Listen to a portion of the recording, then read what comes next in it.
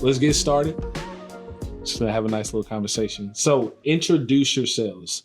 I will say your guys' names, but you guys say who you really are. So we have Doug Butcher. We have Cody Bennett.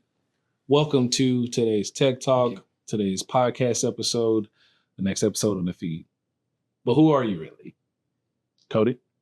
I'm Cody Bennett, and I'm the Senior Director of Data Science, and I have a background of machine learning, data science, and information retrieval.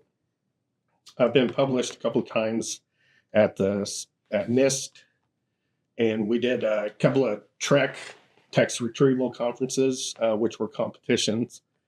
And I did pretty good in those. Came in second one year.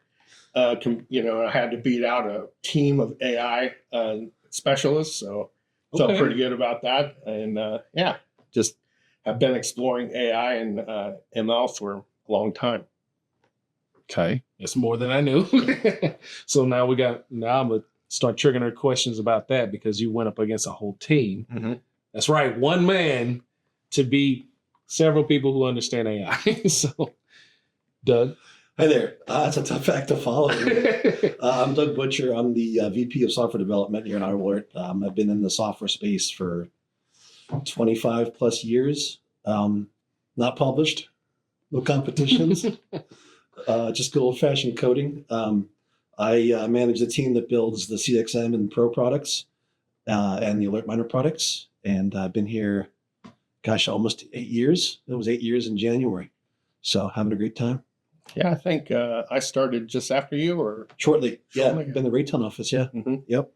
Oh yeah, the Raytown. The Raytown office. With the curved monitors that I was so jealous of. Oh yeah, I still have those. I know you do. I wouldn't get rid of those either. Yeah. Curve monitors is the way to go, for sure. I'm jealous of everybody that has these too. For sure. So tell me when you guys got introduced to automotive. Obviously, you have your own prowesses in developing and coding and everything there. And the full extent of data science and machine learning. Where did automotive come into the picture? For me, it was 2016. I was new to automotive when I joined Auto Alert, and but in our world, we love different data. Anytime you can explore different data sets, it's a fun thing to do for a data scientist. So yeah, I was having all sorts of fun learning all these new things about automotive. From DMS data or CRM data. It was really interesting, and it has been interesting all this time. So, okay, so before you came in 2016, did we have a data science team at all? No. Okay, let's go even further than that. Was it even common for an automotive software company to be thinking in that realm? Like, oh, we need data science, or was that the start to everyone like thinking about adding that piece of the puzzle? Yeah, so, we started the data science team in 2016. We've been doing AI and ML machine learning since then. That was long before many, if not most, automotive software even started entertaining AI. I mean, it's gotten really big now. Yeah. Because of generative AI. But I think we were, cutting edge. Pioneers. Yeah, I think the concept of big data is probably 15, maybe 20 years old. And companies started embracing it. We got all these data points. Let's bring them in and start making them train each other and whatnot. But up until then, I think everything was kind of, siloed out. Absolutely. And nothing informed the other. And I think the concept of big data, now that we've got cheap storage and, better processing, is what led its way into AI. For sure. Yeah. When we started the data science team, one of the first things that we did was to centralize the data, pull all the different data from different silos, bring that in. And in doing that, we find associations and, different types of predictions that we can make, based on the analytics, from a different point. Instead of looking at silos, now we have it all centralized into a warehouse. That's been a real savior in a lot of ways for our data scientists and data engineers. Okay. I think you find patterns in relationships you weren't even looking for too. Sure. Yeah. Yeah. And I think once we started exploring that, like, hey, this keeps happening. I don't know what that means yet, but it means something because it's a consistency. I think that's interesting when we're looking at how much data we're looking at. we're constantly consuming stuff, but then those patterns that they don't necessarily go unnoticed, there's just not what we were looking for. So how many of those unexplored patterns mean something that we have yet to discover? I think that's one of the exciting parts about data science. Now, Doug, how long have you been on the automotive side? Same thing, 2016. When I came to Auto Alert is when I got into automotive. Okay. I've been in a bunch of other industries, nonprofits, and so I'm kind of familiar with the CRM. I was in lending, underwriting, and so I'm familiar with lead generation, right? So ILM and how that part works. There were quite a bit of overlaps, but I've never really seen it applied to automotive. Okay. Hey, 2016 was a big year. It was a big year. That's a big year. That's when I got here too. There was a lot of change, right? I mean, the Raytown office, the switch from Motor Fuse to Auto Alert, there was a lot of, I remember when I started, they said, go into the closet and grab a laptop, go and find a cubicle and sit down and build the machine yourself. Right now we've got Ben, we've got Tom, we've got all these IT help desks. So we've come a long way in those 8 years. But back in the day, it was, here's a box, go and do it yourself. Yeah. So we've come a long way. Yeah. The data science team started with 2 people and grew to a point before COVID about to 8 people. Yeah. So That's a lot of brain pretty power. large group. Had 2 PhDs at one time in the same office. And we shrunk a little bit after COVID, but that consolidation helped us to be able to innovate a bit faster. Mm-hmm. Awesome. Well, let's jump into a few hot topics. I found these on LinkedIn because sometimes I just peruse and find interesting questions that I don't have answers to. The first one is dealing with AI, but the part that people are worried about, AI ethics. Now, here's what we're not going to talk about. We're not going to talk about algorithmic justice and bias. We're not going to talk about transparency and accountability. We're not going to talk about sustainability and environmental impact or social impact or response. Those are all the things that went on in that article. It was a great article. It was boring. I don't want to talk about that. What does AI ethics mean in the data science world? And even from a development, like once it gets to your plate, what is our responsibility when it comes to AI and the ethical side of it, especially automotive? Well, you mentioned the key word, and it's out there in the nomenclature. It's responsible AI. Whatever you're coming up with your algorithms, your machine learning techniques, you have to be able to understand the population of data. Are you introducing noise? Is that going to be something that gets taken advantage of by an outside consumer of that intelligence? Being able to say, let's put some guardrails on it. Mm-hmm. Let's be smart about it. Give some boundaries. I think that's, a lot of key to being ethical about your AI. Okay. Well, and look what's happening now with the search engines, right? Where they're starting to crawl over these satire websites, the Onion and whatnot, right? Mm-hmm. And so you'll do a Google search for how many rocks can I eat, right? And it'll come back and say, you can eat up to 2 rocks per day safely, right? Because it's something on the Onion or something. And so training your models with the right factual data is key. Yep. It's huge. Garbage in, garbage out. Yeah. It hasn't changed. Nope. Okay. Nope. Well, see, I like that straightforward answer. And I think we kind of double down on that when we talk about the data sets that are exposed to automotive. That's personal information, that's financial, that's transactional, that's all this historical data dealing with the ins and outs of buying and selling vehicles. Give us a scope of how many different data sets that truly is. Well, you have DMS, that's a critical one. CRM data, third-party data. We get some extracts. Well, we get different extracts from different components that CXM has set up with their third-party utilities. So, we're bringing all that data into our centralized location in the data science AI platform. Any type of signals that we get from the customer lifecycle, anywhere at all, we can bring that information in and have that applied to our, AI models. It's for us, whatever data we can get, Okay. that's the more the better. for algorithms, that they are hungry for data.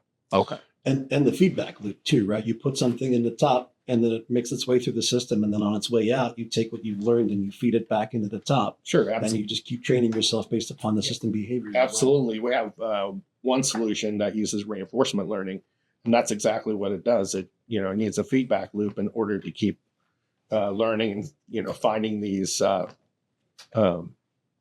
finding these power abilities in the AI algorithm. So there's a risk and a reward, and the reward keeps happening. Well, then the algorithm tends to Lean that start way. leaning that Favor way. that, Exactly. yeah. Yeah. Okay. So I have a question on the reinforcement side of things. There's not two schools of thought, but I think when we use words, we kind of throw them out there loosely. And there's a phrase of self-learning or it's learning, Mhm. like kind of saying that about AI. And I understand that like true self-learning AI that's being discovered and worked on right now. It's not able to just figure it out on its own. That's a test that's kind of happening right now. How far away is the concept of reinforcement learning? Isn't that in the same pool? Because it's still technically learning something. You're telling it to learn that, but like it's analyzing what happened, making a different choice to get closer to whatever we deem the desired result, right? So isn't that still kind of self-learning? Or am I just trying to put Well, If somebody says Skynet, I'm throwing well, there's different types of learning in machine learning, and one is unsupervised or supervised learning. A lot of statistical models use that. Reinforcement learning, which we talked about a bit. Recommendation engines, that's another type of machine learning. And then self-learning, yes, there's that. I mean, some generative AI is self-learning. So, you look at ChatGPT, and it's kind of a black box, but at Auto Alert, we have taken our large language models and brought them in-house. So we don't have to worry about a self-learning algorithm or solution taking our data and doing who knows what with it. right. And, giving some kind of feedback that, oh, we gave you PII, and did you actually absorb that into your algorithm? We don't want that. So, we brought that in-house, and now we don't have to worry about PII. We can send that PII to our large language models, and, it's a good solution to have inside. So just to regurgitate what I just heard, we have our own generative AI Correct. Yeah. we have one. Correct. That's right. You don't have to say the name. Does it have a name? It does have a name. Yeah. Okay, you do have to say the name. Okay. We'll cut it. Just Okay. Sure. It's Mistral.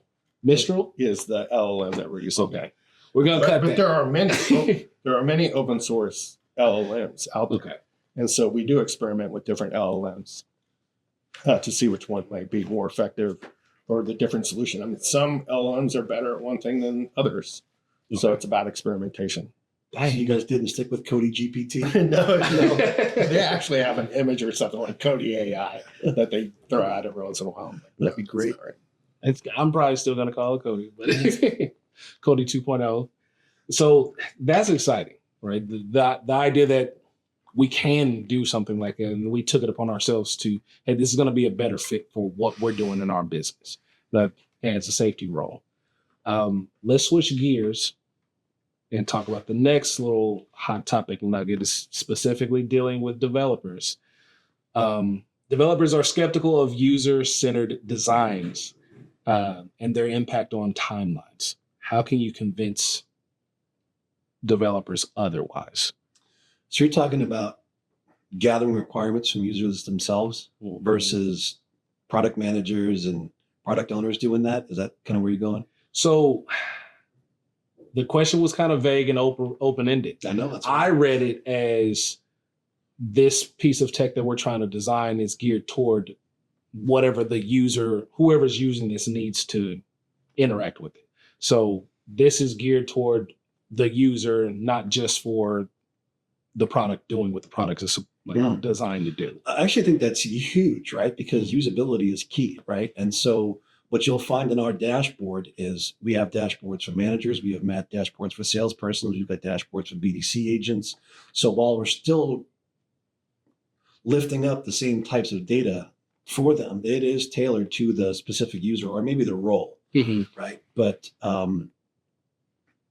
just lost my train of thought there. But where I was going more was those users give us or try to give us requirements, right? And I don't think that's necessarily a safe thing, right? Because then you get 100 different versions of the same request, right? You need a product owner.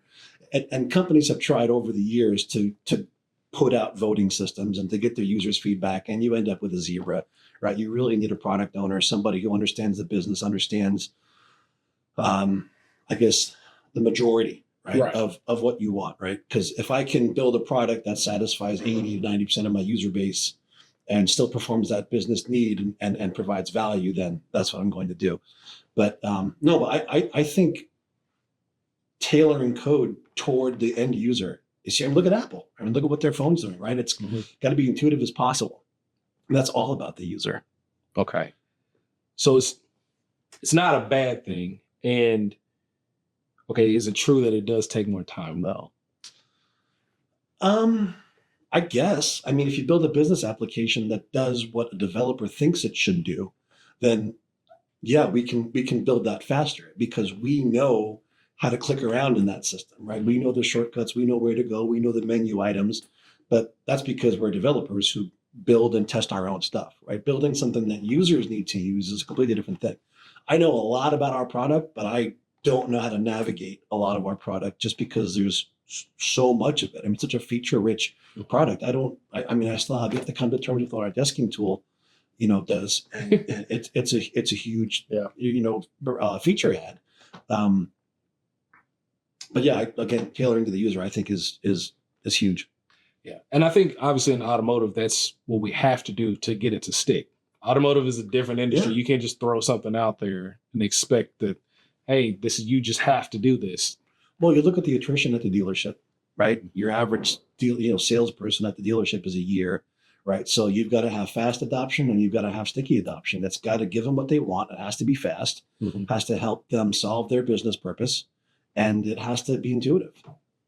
What would you say has changed over the years? Let's go back to 2016 till now of that user expectation, or has it become more apparent? Like, hey, they are looking for these types of things to be operational in a dealership. How it's changed over the years? Not much. Right? Okay. You still want intuitive UI design, right? You still want. We still talk about reducing the number of clicks to get to a certain area of the system. Yep. Right. You're faced with a couple of things. You're faced with brand new product development, something that nobody else is doing. How do you introduce that so that it's intuitive to a user? But let's face it, we're also competing with other CRMs. Right. So we have to do what they're doing and we have to do it better. Right. And then we've also got customers who are on Alert Monitor Classic who are used to a certain look and feel. Now they're coming over to Pro or they're coming over to CXM and they want parity plus. They want it to have the same look and feel, but they want it to be the same but different. Right. And so that is a huge struggle to give them what they're used to and introduce new functionality as well. Yeah. I want nostalgia, but I want it to be cool and like modern and work efficiently like everybody else. I've never thought of it in that way from a developer's standpoint, but you mentioned it. There's a lot of features and every product has a lot of different features, but it's how those features connect to each other that kind of tells a story for the end user or whoever is going to buy it. And I assume as we continue to add stuff or another project comes across the plate, how much time do you have to think about, well, where does this connect? Yeah. Or is it, okay, this needs to do these things, and I'm sure the project manager and everybody else knows how to connect it to all the other stuff. Well, not every integration is seamless, let's be honest, but it needs to look as seamless as possible to the user, right? You're in our user interface and you have access to the desking tool, you have access to the inventory tool, you have access to our opportunities, right? And prospect data and lead data. Those are all different systems, right? But as far as the user is concerned, it's all one big piece. 5 or 6 different APIs talking to 2 or 3 different databases, maybe some third-party integrations that you're bringing data in or pushing data to, but the user, one pane of glass. Yeah. I think the term integration needs to be better defined because we all have different expectations of what integration means. So a third-party integration could be anything. Okay. It could be like, well, it sends you to their page. Yeah. You're integrated. Or it could be if something happens in that system, it immediately happens in this system. Sure. Or there's a time to where there's a delivery system and a clock. How would you best define most integrations from automotive software, third party to main core tool? Second part of that question is, why is that important in our industry today? So, an integration is just two different applications talking to each other that weren't designed to talk to each other. They're not tightly coupled, right? And so that's done through APIs, right? Programming interfaces, to where they each publish some sort of an endpoint, right? Some communication method that says, when you want to talk to me, this is the data contract that you send, and this is the response that you can expect to get back from us. So third-party integrations and vendor integrations, OEM integrations, it's all the same thing, right? Those are, Ford, right? They have their own system that does its own thing. Mm-hmm. And they're exposing endpoints to us so that we can get leads from them. We can post leads back to them. We can send dispositions to them. There are some software vendors out there who are BDCs, right? And they are the BDC on behalf of the dealership. And so the BDC agents want to work in their CRM, and they want to log calls, and they want to reply to emails. But they also want that to feed back into our CRM as well. So we've got a third-party integration with them to where when a user logs a call in their CRM, it posts something into our system on that customer profile saying, this user logged this call. And if somebody logs into our system and logs a call or sends an email or, does an auto assistant chat or something, it posts back into their CRM. So it's this full duplex communication. So it's two different systems, two different parts of the world that are sharing information, proprietary information, controlled information, not too much, not too little, right, between each other. And, you get the DMS push, right? And pushing sales out to the dealers' DMSs. That's what the internet is, right? It's just applications talking to each other through agreed upon contracts. That's integrations. But your integrations are more geared towards very secure mainnet. Yeah.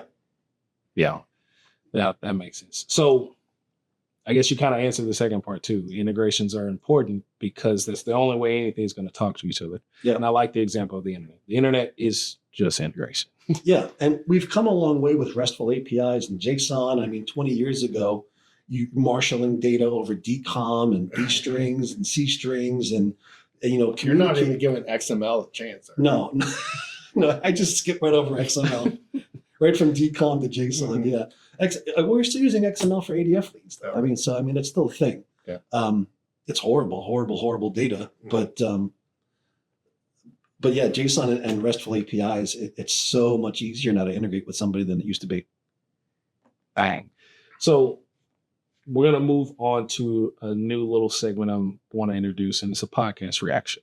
So as I do, I was listening to a podcast and I was watching it at the same time, and the guest started to talk about auto tech of the future.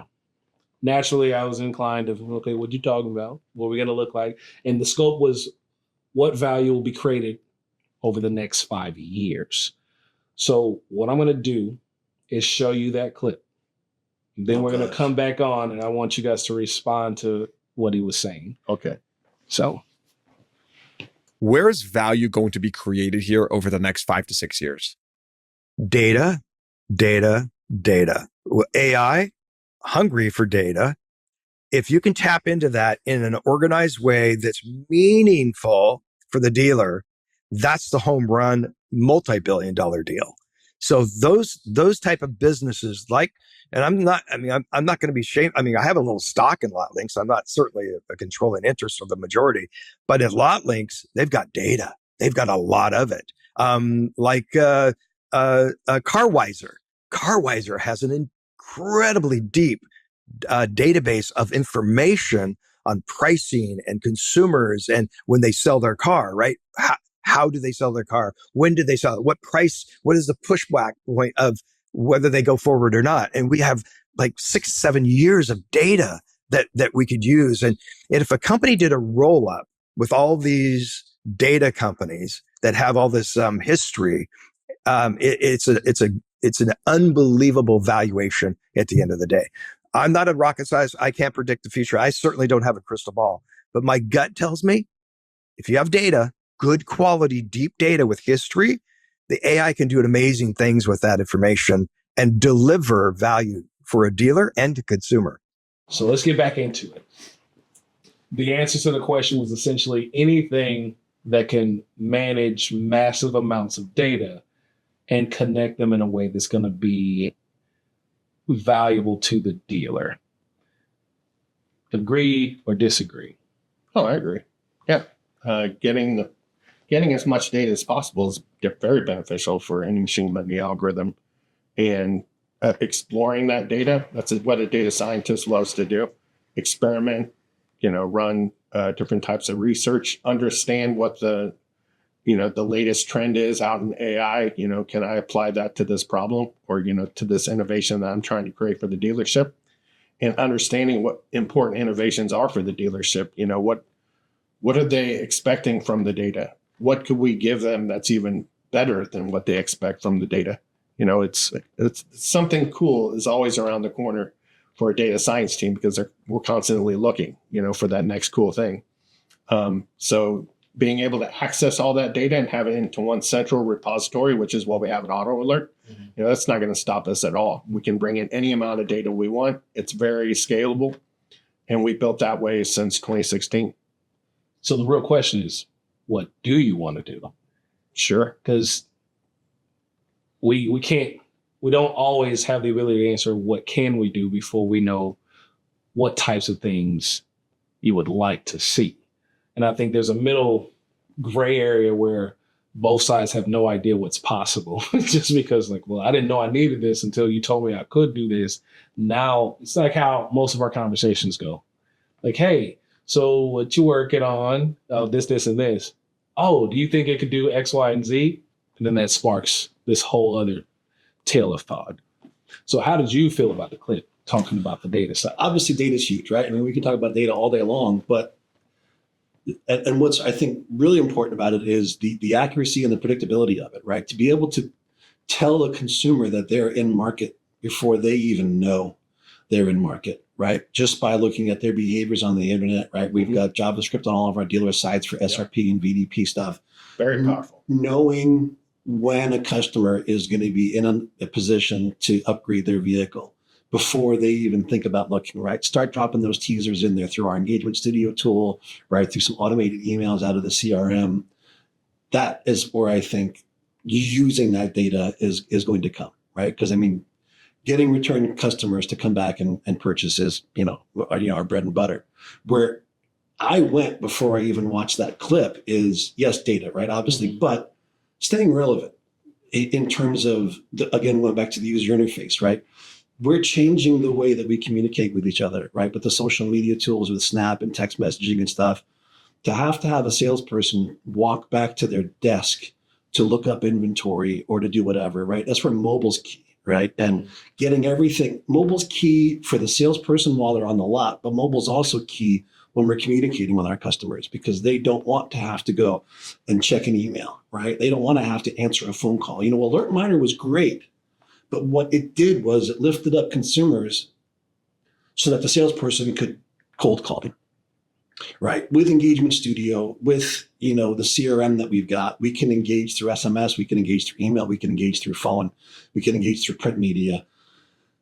Video, that's where I was going, right? Staying relevant, right? Communicating with our salespersons the way that they communicate naturally. You just nailed a key component of that communication of what's happening with the customer in the dealership or, vice versa. And that is to be able to understand those interactions through natural language processing.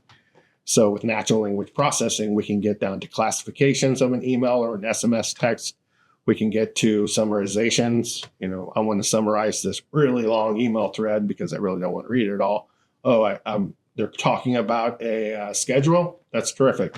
I can hone in on that in 5 seconds instead of spending a minute reading the thread, saving time.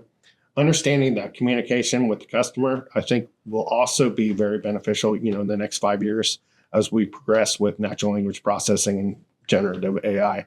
I mean, it's always getting better. The data is just accumulating all the time for these companies and for us too. So, Son of a gun, you stole my thunder. Did I? I was going data, and then I was going UI and communicating, and then I was going to segue right back into NLP. Oh, and you're man. like, snap. Everybody's syncing up now. Yeah. Oh, we're integrated. Yes. Yeah, we're Nice. integrated. So the other side of that is, okay, we're going to do all this work. The tool is doing it. We got this data source. It's telling us about it. We're analyzing. We're summarizing what's going on here. At the end of the day, though, you still got to do something with that information Mhm. because much like we are growing to understand, AI is fantastic, but it is a tool to be used, Absolutely. not a tool to replace. So once it brings you, hey, here's what I came up with, you got to do something with it. So if a customer says, please call me, or yes, I need this, or no, I don't have the car, or whatever, Yeah. the next thing, and I think this kind of taps into workflow, is what do I do about it now? Yeah. What's the next action I should take based on this new information that I got? We talked about data science with regard to AI, right? Developers are more consumers of AI than we are, generators of it, right? And one of the things that kind of is the culmination of a couple things what we've been talking about is the smart workflow, right? What you just talked about are the hand raisers, customers who are engaged with the dealership, those who want a price quote, those who want to do a test drive, those who are interested to see if a vehicle is still in stock. Those are no-brainers. Those are customers who are engaged with the dealership. We've got customers out there who are in an upgrade opportunity, aren't really doing anything about it. They're not necessarily engaged with the dealership. We haven't engaged with them. They haven't engaged with us. AI can lift those consumers up to the software and say, here's a contact, here's a customer who's in a prime buying opportunity. They're not doing anything. We're not engaging with them. They're not engaging with us. So let's kick off a workflow. Let's start a dialogue. Let's start a touch point. And our workflow is just a series of, automated tasks that fire on a schedule or fire based upon some event happening in the system. But let's talk to that customer. And going back to the feedback loop, right? I fire a workflow to talk to you because you're in a buying opportunity and we haven't spoken to you in over a year. I fire a workflow that tells a salesperson to call you, and we log a call and you say you're interested. I'm going to take that data and I'm putting it back to the top of the funnel. He's interested. What can we do with that data? What does that information tell us? Now that we know that you're interested, you just became engaged. So now we can either kick off more aggressive workflows with you, or we can change the course of the conversation with you because AI lifted somebody up out of the muck and said, this is gold, do something with it. And now that we've got feedback on that, they could say, I'm not interested, right? And that's good information too. Yeah. Right. But if they're interested, top of the funnel, back around, now we've got a more meaningful conversation with them.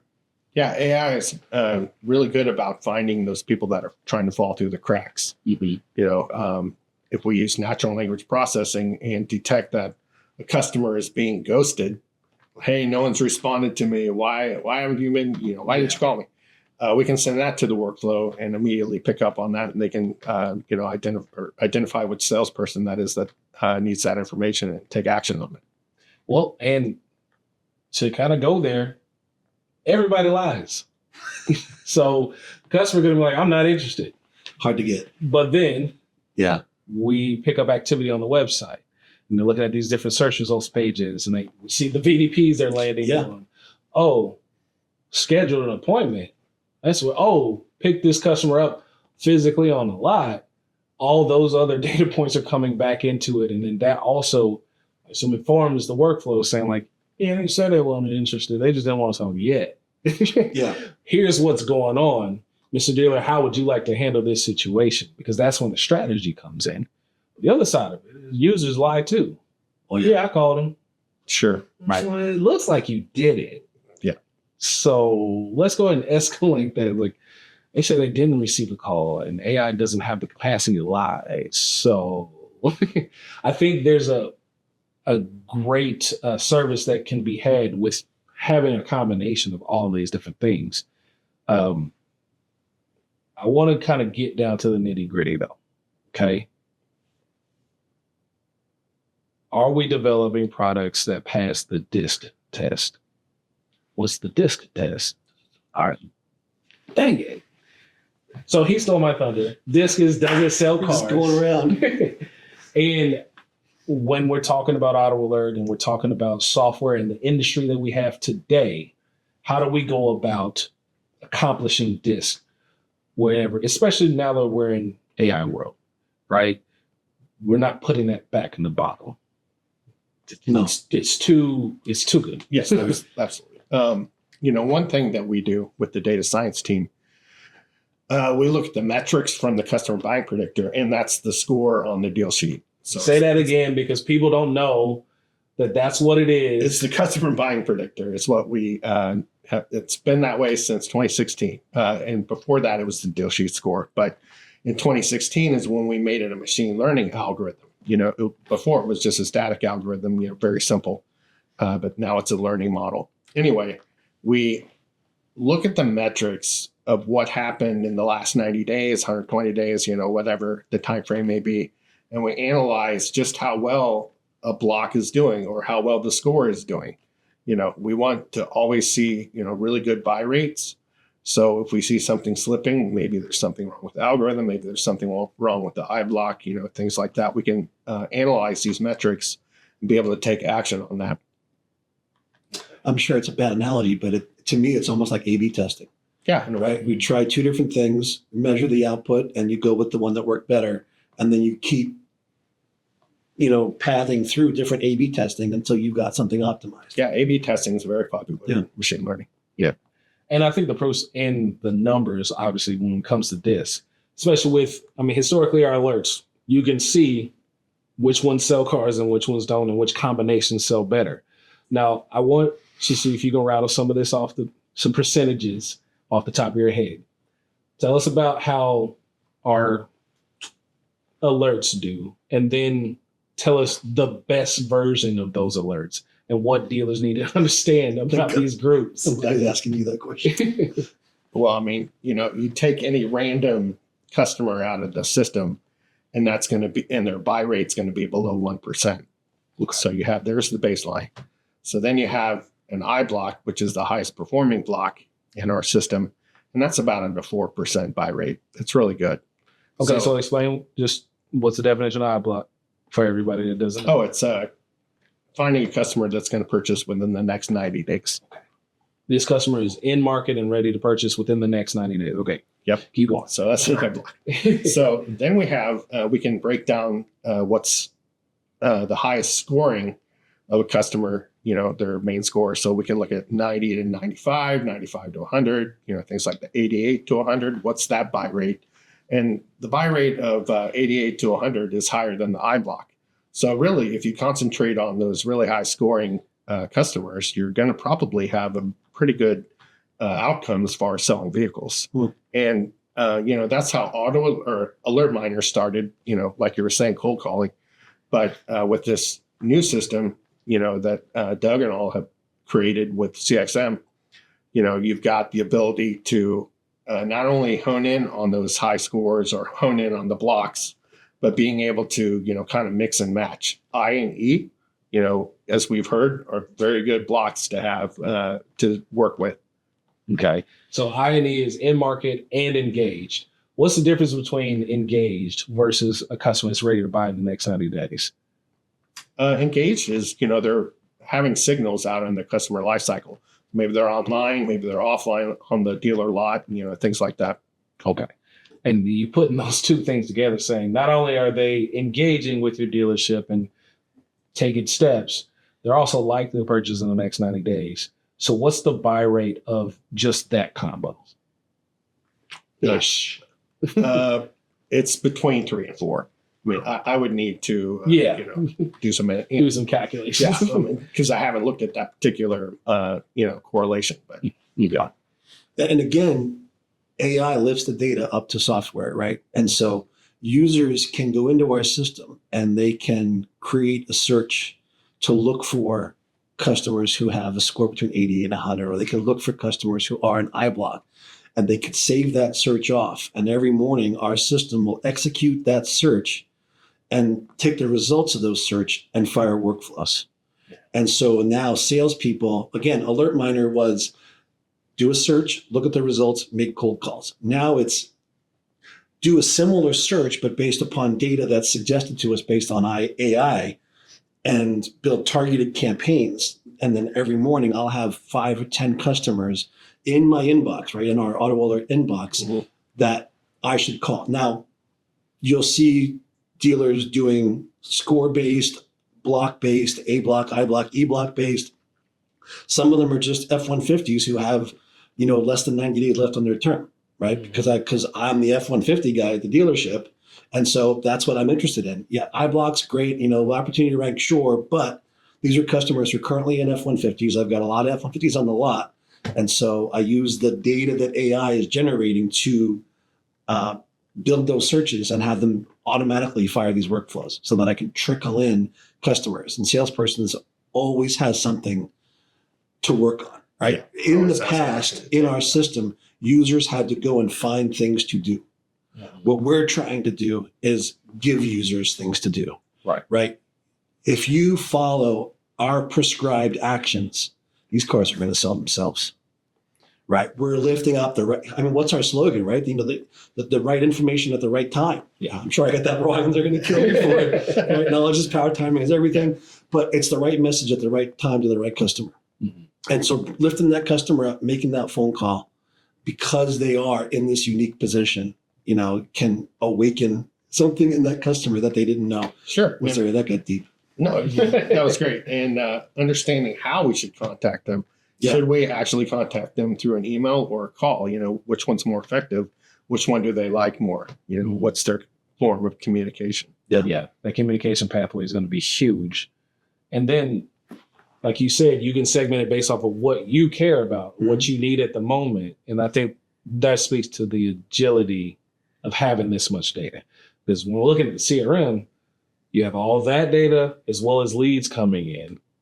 And you have information about the lead and their interactions and their vehicles and their interests, plus all the customers driving things they might like or things that they need to get out of. So all this information is just playing. Going into search and just slicing and dicing this up, it gives, it's just a blank canvas that you can put anything on and find your nugget. I mean, just having the nugget, everyone listening, 88 to 100, probably add that to your search criteria on top of whatever search you were going to do. So I want all scores 88 to 100 that are coming into service in the next 2 weeks that are driving X vehicle, that are 5 to 10 miles from my dealership. Yeah. We can do that. I think the beauty of data, but the danger of data is that you can over inundate your consumers by presenting them with too much data. These searches that they can create, 10 searches that sends 50 contacts to them, 50 customers to them. The next thing you know, you got 500 messages in your inbox. Yeah. And they want to subscribe to say, I want to know, send me notification every time a lead arrives. Send me notification every time a customer replies to an email. Send me a notification every time a customer replies to a text message. Now you've got this analysis paralysis type of thing where we're taking this big data and we're essentially just pushing the whole thing to their screen. And now they get lost in it, right? So the finesse behind taking that big data and presenting it to the user in small, digestible increments and chunks, I think is critical. Mm-hmm. Would you say that was the approach and that's why CXM exists? Is that from a CRM perspective, there's a lot of stuff going on. There's tasks flying all over the place. There's people doing those tasks. There's people not doing those tasks. There's leads coming in. There's all this stuff going on with the inventory. Taking those bite-sized chunks and divvying it out to the necessary roles, would you say that was the idea behind the way we've put our CRM together? Or how would you describe our CRM? I'm not going to be so futuristic to say that was part and parcel to the design of CXM. Okay. You learn the hard way that you can over-communicate with your customers, and you find out when they start, talking back, saying this is too much, right? You can try to throttle what you send to them, but if a user wants that, there's there's very little that we can do to stop them because we don't have huge guardrails in our application, right? We let the users do what they want to do. They have the power to access this data and have it presented to them in multiple forms of communication, even to the dealership user, not just the customer. I mean, imagine what we're doing to the poor customer if we don't put a throttle on that. Right. You've got Engagement Studio, you've got these campaign searches, you've got smart workflow AI. We can potentially talk to the same customer 5-6 times a day from different applications. And that was critical to CXM. Right. Over notifying dealership users, I'm not saying was an afterthought, but the way that we communicate with our customers, especially with compliance rules, right, about what you can do, that was key. We make sure that we do not over communicate with a single customer, more than a certain number of times per frequency. That was part and parcel to the design for sure. Interesting.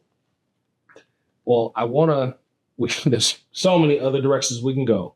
But for time's sake, I want to wrap us up and leave the dealers with something they should know about what to look for with AI, as well as, what they should understand about auto alert and where we're headed. So are there any things because AI is everywhere, and if you got a vendor, they're probably using it to a certain extent. What should our dealers be paying attention to that's going to help their business with AI? Yeah, we talked a little bit about the customer communication, analyzing that, with machine learning techniques. And it's really impossible to know what new adventure AI is going to bring us on, what new innovation is going to happen. Look how fast generative AI happened, since 2018, since the Google researchers, put out their transformer. Getting to that customer life cycle, I don't think we can escape that. Yeah. All the data points that come from that. So, as much as we can open up any kind of data that comes in, I think that the podcast that we watched was pretty spot on. Mm-hmm. Absorb the data. If the dealership has data that for some reason we don't have, share the data with us. We have a data science team that is capable of looking at that, understanding the associations, or being able to predict whatever target we're interested in predicting. Mm-hmm. It comes from the data. The journey to the sale per customer is key, right? What AI can do is it can look at each individual customer and define the best approach to that customer, as opposed to this heavy-handed algorithm that treats everybody the same, right? Yeah. When they buy a vehicle, let's throw them into a sold follow-up workflow for the next 5 years, and we're going to hit them on the anniversary of when they bought their car, and then we're going to send them a happy birthday message. Customers don't want automated messages that look automated, that feel automated, right? They want personalization in an automated world. And that's, I think, what AI can give us, because it can look at each individual consumer and come up with the best journey to the sale for them. Yeah. And certainly, within machine learning, there's such a thing called a feature. And really a feature is just a parameter or a piece of data about the data. It's like metadata that tells the machine learning algorithm, okay, I've got 100 features in this one algorithm. Each one of those features is kind of like, a different color of a painting. And that's what paints the customer. With our customer buy predictor, the score, I think we have, more than 100 features that go into that, and to be able to build that predictive model. You're the big god of data. Nice. That was a good one. That was really good. All right. So what message would you have for dealers in the market for CRM that has a lot of AI functionality? What would you leave them with? I think it's kind of a culmination of what we've already talked about, right? Using that data that AI is producing for us to have the best conversation with that consumer. And then again, leveraging cutting edge communication techniques that users are already naturally using out there, right? I mean, it's the seamless integration of all of those things put together. Smarter data, more informed data, more personalized data per consumer, and then communicating with them in a method that they feel most comfortable with, because it's trust. Ultimately, it's trust, right? You were talking about how customers are lying, right? Our signals can prove that a customer's lying. I can walk onto a lot and say, hey, I'm looking into this Ford sedan. And then the salesperson pulls up your profile and it's like, bull crap. You've been looking at this Mustang for the past 3 months, right?